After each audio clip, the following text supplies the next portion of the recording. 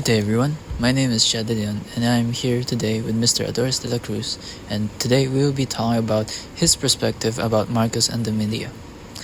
So, Mr. de la Cruz, how do you find the president's way of handling things with the government and the country state?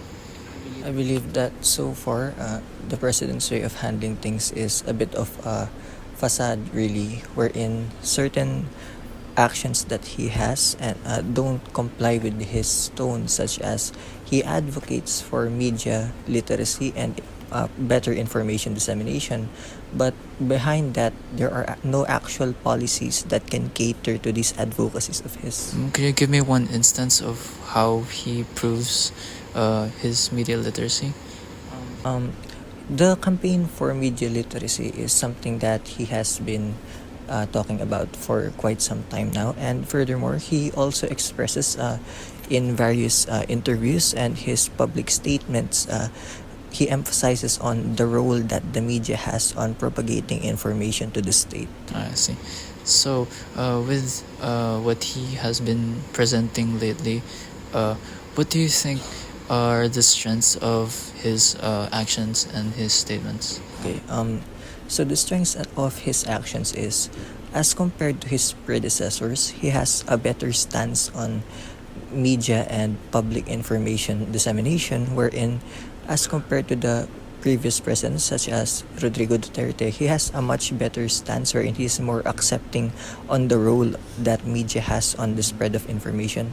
Furthermore, he has a campaign to and commitment to combat against disinformation, wherein he acknowledges, like I said, the social media's role in information dissemination. And furthermore, there is an improved press freedom ranking wherein from 147, we are actually 132nd now in the World Press Freedom Index, wherein that signalizes marginal improvements.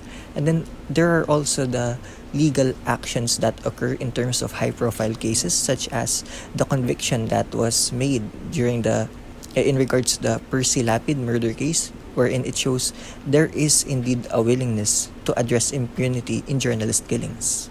So, how do you think is the relationship between media and Marcos is it going on lately? In terms of how it's going on lately, there is what we call the what do you call this? There is an alignment of the media wherein if you look at certain organizations related to the media, they are actually quite close with President Marcos, and that might incur some mistrust from the citizens, because if you think about how close President Marcos is to those who own or rather manage those said media outlets, we're going to think, how does this tie in? Are they actually just painting good images of the president to gain favor from the president? We are actually made to have those questions in our minds. So do you think that the media actually goes along with President Marcos, or maybe it actually does just like promote his good image or protect his reputation as a president? Well, there are no actual concrete evidences, but like I said, it's not far from the truth if those actual things happen, because there is the means, there is the intent. Of course, as a president, why wouldn't you want a positive image to be portrayed to the citizens, right? And then there is also the collaborative effort, because you can actually see the relationship between them, and then you're gonna think, since they have this, why not monopolize this? Why not control the media on this front and such? So it's actually up to the citizens' vigilance and their willingness to improve on media literacy to determine fact from the wrong information.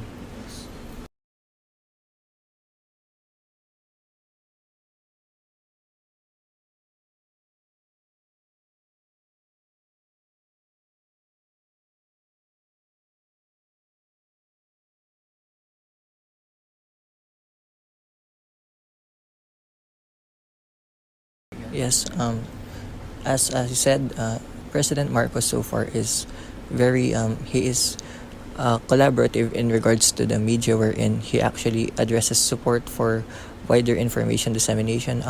Certainly not a repeat of what has happened, wherein in the past there was the control wherein martial law incurred, and then news outlets, the output that the news outlets had, they were controlled because they didn't want negative news to be spreading. But even so, in this current situation of ours, we're actually made to look on the events that have occurred. There is this growing monopoly on media, wherein a person who is quite close to Marcos, he owns a certain media outlet, and then the competition, the ABS-CBN, was closed. So there is this monopoly wherein it might not be as blatant as what had happened in the past, the martial law, the events that occurred during martial law, but there is this micromanagement type of situation wherein they can actually handle what news outlets produce in regards to the information. They can manipulate this, they can control it. So it is not actually the stopping of the spread of information, but rather the handling of what narrative Yeah, of how they control everything. But so far, with a lot of remarks that we have said about our President Marcos, what about the negative remarks that we may encounter or that we may have? In terms of the negative encounters in the media's current state today, so there is the persistent red tagging and threats, wherein there are still threats to journalists and harassment, wherein they actually find it hard to give out news due to red tagging, the need to get certain documents, the need to get accredited before they can actually publish an issue. And then there is also the media consolidation by political allies, because the expansion of the media influenced by the Romualdez clan, close allies of President Marcos Jr., raises concerns about media independence, because the expansion of this media influence, it can actually lead to the controlling of the narrative, wherein it just leads to a better image of the president rather than what is actually fact. And then there is also the lack of meaningful reforms, wherein there is rhetorical support, the verbal support that the president has, saying that he emphasizes that the role of the media is important in giving out information, but there is no actual substantive action. There are no laws, there is no legislation, or there are no increase in legal policies that protect and support our journalists. And then the vlogger accreditation concerns.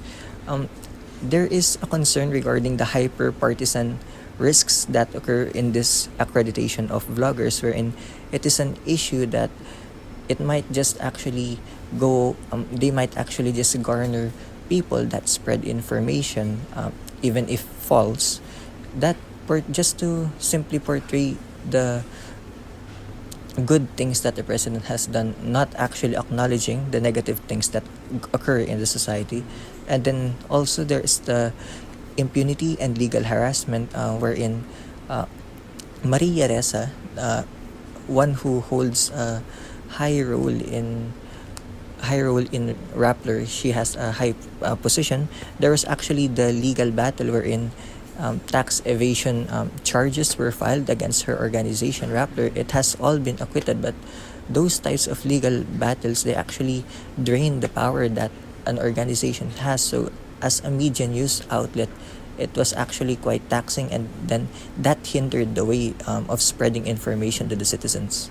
So it's really concerning that how media literacy could be manipulated, and how we find it difficult to choose what to believe in.